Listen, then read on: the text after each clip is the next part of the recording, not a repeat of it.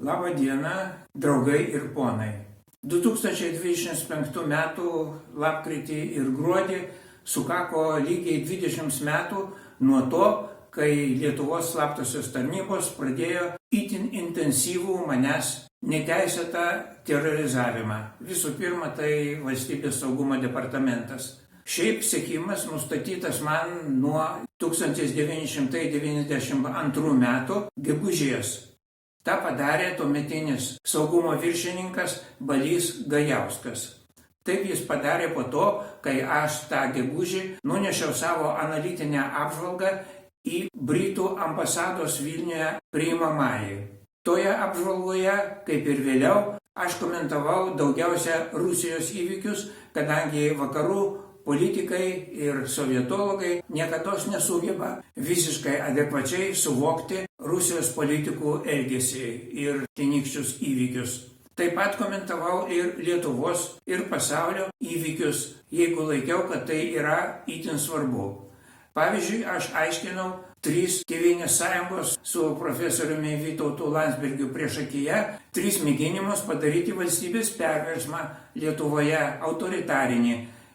Tai buvo 1991 ir 2 metais ir po to dar 1993 metais. Kodėl aš nešiojau tai į Britų ambasadą? Reikalas tas, kad dar nuo sovietinių laikų, būdamas kitomanis arba ir disidentas, netekau gan aukšto filosofo socialinio statuso ir nebeturėjau galimybės spausdintis. O Lietuvai tapus nepriklausoma, tas pasidarė išvis neįmanoma, kadangi protekcijų nuo seno netekau, o be to dar esu ir rusas. Tai taip pat turi reikšmės.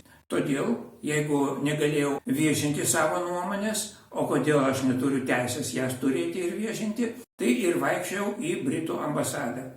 Po 2 metų pradėjau tą patį nešioti ir į Jungtinių Amerikos valstijų ambasadą. Iš pradžių sekimas nebuvo labai įkyrus, tik tai sykis nuo sykio primindavo, kad jie mane stebi, bet per daug netrukdė, todėl nieko nesiėmiau prieš juos. 2005 metų vasarą paskutinį kartą nunešiau savo apžvalgas į Britų ir Amerikos ambasadas, priekaištaudama jų vyriausybėms taikant dvigubus standartus. Kada jiems tai politiškai naudinga, jie gina žmogaus teisių gynėjus ir aplamai žmogaus teises, bet kada tie patys gynėjai ir tie patys ginamieji patys piktybiškai pažeidžia žmogaus teises, tuomet tos vyriausybės vis viena juos remia, netardamos nė žodžio, lyg tai taip ir turi būti. Po šito į 2005 metų pabaigą sekimas prasidėjo intensyvesnis ir peraugo paskui į tikrą psichologinį terorizavimą. Visų pirma, jie parodė man, kad gali įeiti į butą netgi mums būnant namie. Maždaug kažkurį lapkričio ar gruodžio vakarą mūsų virtuvėje, kuri yra šalia įėjimo į butą, aš pataisiau karšto vandens čiaupą ir uždaręs koridorėlio duris nuėjau miegoti. Iš ryto atėjęs į virtuvę, pravėręs tas duris, matau, kad karšto vandens čiaupas yra pilnutinai atsuktas, karštas vanduo pliaupia ir virtuvė pamažu prisipildo garų. Kažkas netrukus prieš man ateinant atsuko šitą čiaupą. Tik tai maždaug po 3 mėnesių, jau 2006 metais, supratau, kaip tai buvo padaryta. Iš Amerikos internetinių svetainių skirtų žmonėms taikiniams, kaip aš, sužinojau, kad seniai yra išrastas kiaurai sienas skenuojantis mikrobanginis radaras, kuris mato kiaurai sienas. Taigi, dėka to radaro, kuris yra lygi šiol kažkuriame iš gretimų butų, jie stebėjo, kaip aš remontuoju karšto vandens čiaupą virtuvėje, o ryte, pamačius, kad aš jau sukrutau lovoje, tuoj kelsiuosi ir tikriausiai nueisiu į virtuvę, jie dėka matomai stipraus magneto pakėlė durų grandinėlę, ją nuleido, atrakino duris, tyliai įėjo, kažkuris iš jų atsuko karšto vandens čiaupą ir tuoj pat išėjo, užrakinęs vėl duris ir vėl tuo pačiu magnetu matomai pakėlęs ir užkabinęs grandinėlę vėl. Iki šiol aš nežinau, nuo kurio laiko 2005 metų, o gal net ir anksčiau, jie įeitinėja į butą ir stebi mane visą parą. Psichologinis terorizavimas itin sustiprėjo 2006 metais, naudojant pantomimos priemonės. Pavyzdžiui, vis dažniau netoli praeinantis ar iš priekio ateinantis žmonės, kažkokie visiškai nepažįstami, ėmė tiesiai pažvelgti man į akis. Kitas būdas yra, kada pagal tavo kelią kažkas priekyje stovi, nusigręžęs, įdėmiai palenkęs galvą į savo mobilų telefoną. Arba stovi tiesiai pagal mano kryptį, nugarą, tarytum trukdydamas praeiti, tačiau man priartėjus lėtai pasišalina. Tokių būdų yra labai daug. Tame apjudime dalyvauja net ir kai kurie advokatai. Pavyzdžiui, advokatas Neris Bagdonavičius, kai buvom susitarę ateiti į jo kontorą, aš artėjau prie to pastato čia Kražių gatvėje ir kažkas atvažiuoja iš priekio su mašina ir tiesiai į mane, tarsi ketindamas suvažinėti, bet pasuka ir sustoja. Aš priėjau, pradėjau šaukti, žiūriu, čia yra tas pats Bagdonavičius. Ėmė aiškinti, kad ten kažkur yra duobė ir visi prideda gazo ir kažkokias kitas nesąmonės, šypsodamasis. Nu, ką daryti? Teko niekaip tuo metu nereaguoti, atėjau aš pas jį į priėmimą. Kitas advokatas Stasys Karvelis daug metų taip pusėtinai padėjo, labiau dėl vaizdo, įvairiom konsultacijom, o po to, kada ėjome gatve, man skaudėjo koją, aš šlubavau ir jisai, nei žodžio netardamas, ėmė man pamėgdžioti irgi šlubuoti. Aš pasakiau, paklausiau advokatę, kas jums koją skauda, jisai sakė, ne, čia nieko. Ir po to dar rodė, kas jis toks esas. Yra ir daugiau advokatų, kurie aptarnauja saugumo departamentą ir policiją. Visa tai yra neteisėtas, antikonstitucinis, vadinamasis užteisminis persekiojimas. Tai reiškia, kad tikroji politinė valdžia priklauso ne vien Lietuvoje, ne politikams, ne parlamentui, ne vyriausybei, bet slaptosioms tarnyboms, kurios gali veikti kaip įmanydamos, visiškai nepaisydamos įstatymo ir, esant reikalui, gali ir žudyti. Kodėl pasirinko būtent mane? Visai ne dėl politinių priežasčių, bet už mano nepaklusnumą ir tikrą nepriklausomą mąstyseną bei elgseną. Tokių dalykų, kada žmogus iš tikrųjų, o ne parodomai, yra nepriklausomas, tokių dalykų slaptosios tarnybos neatleidžia.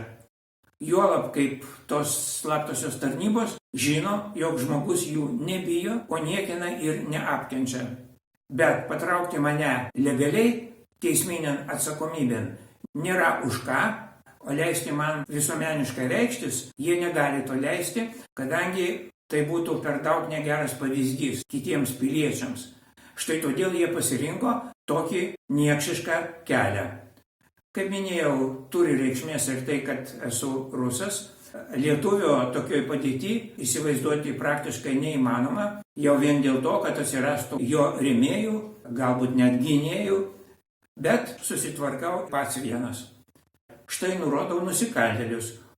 Šitą žmogų, Balį Gajauską, jau minėjau. Man neturi reikšmės jo dideli nuopelnai ginkluotame pasipriešinime pokario metais, taip pat ir tai, kad jis jau seniai miręs. Šitas žmogus pradėjo atimti iš manęs normalų gyvenimą, be menkiausio pagrindo ir jau galėjęs mane žinoti prieš kurį laiką, sykį net Vagos knygyne Vilniuje, ėmė sekti mane slėpdamasis už knygų krūvos. Taip nacionalistinis idiotizmas pavertė žmogų nieku.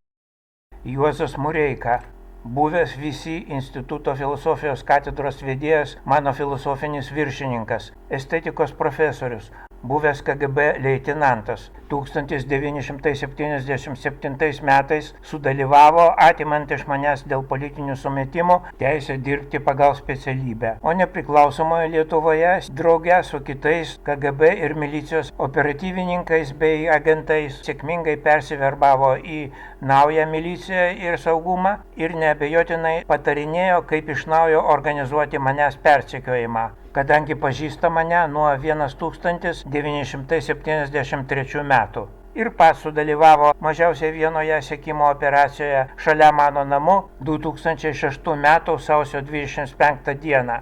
Gal manė, kad aš jo nepastebėsiu ar nepažinsiu.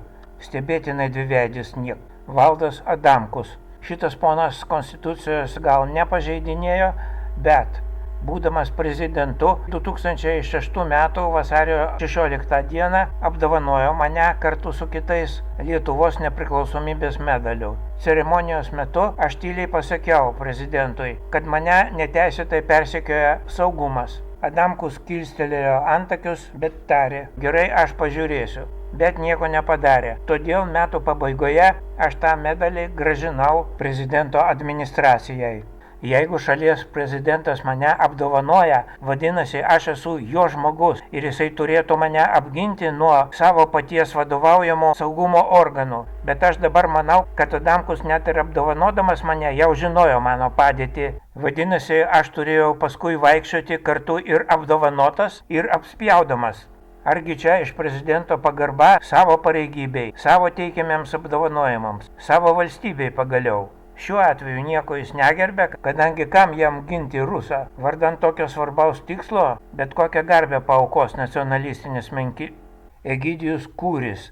Gyvena 3 aukšte virš manęs. 2008 metų kovo 8 sutikęs jį, nors anksčiau nebendravau su juo, pasakiau jam kaip Konstitucinio teismo pirmininkui ir kaimynui, kad mūsų laiptinėje dėl jo saugumo įrengta stebėjimo sistema kartu naudojama neteisėtam manęs persekiojimui. Kūris tik tai veidmainiškai pasakė, ką jūs čia šnekat. Supratau, kad visai neatsitiktinai dar anksčiau 2007 metais mane kelis kartus anksti ryte pažadindavo tiesiog virš mano galvos Kūrio bute pradėti vartalioti kažkokie didžiausi gelžgaliai su tokiu geležiniu žvangesiu. O pažvelgus į laikrodį 6 val. Ryto, tas dundesys tuoj pat liaudavosi. Trukdavo gan trumpai. Akivaizdu, kad tai buvo daroma tyčia ir darė tą nepriaugęs iki žmogiškojo orumo menkys. Po to mano kreipimosi į jį Egidijus Kūris, vedžiodamas prie namų šunį ir pamatęs mane, sustodavo ir nusisukdavo, rodydamas man nugarą, kaip tai daro agentai. Sykį jo žmona imitavo susidūrimą su manimi. Kūris ėmė naudoti prieš mane savo pamainą. Tuo metu 11-metį sūnų Aleksandrą. Mokino jį tokių operatyvinių gudrybių. Viskas aprašyta mano knygoje Sekimas asmeninis liudijimas. Štai čia jau po 9 metų, 2017 metų kovas. Aleksandras Kūris laukia manęs išeinančio iš mūsų namo. Rankoje turi mobilų telefoną, matomai tarnybinį, kurį rodo man. Taip jisai primena man, kad mobiliajame telefone esu matomas savo bute ir jis tą stebėjo. Po to, kaip aš išėjau į laiptinę, nusileidau ir jisai visą laiką čia stovėjo, laukdamas manęs. Atkreiptinas dėmesys į jo gestą, laikant telefoną. Jis netiesia rankos link manęs su tuo telefonu, kad aš negalėčiau pasakyti, jog jis man jį rodo. Bet iš tikro akivaizdu, kad rodo ir tai yra tipiška agento rankos padėtis. Apskaičiuota taip, kad tą rodymą suprasčiau tik tai vien aš, bet ne koks nors pašalinis praeivis. Visų tų gudrybių, įvairių nusisukimų, maivimusi tiesiog miniuje, staigių netikėtų žvilgsnių tiesiai į akis ir daug kitko agentus specialiai apmokina. Šiuo metu, 2026 metų sausį, Aleksandras Kūris jau dirba teisėjo padėjėju. O dabar tikrieji mūsų gyvenimo ir visos valstybės šeimininkai. Naujas valstybės saugumo departamento direktorius Remigijus Brydikis. Nors toksai Egidijus Kūris turbūt jam turi didesnį svorį. Arūnas Maskoliūnas.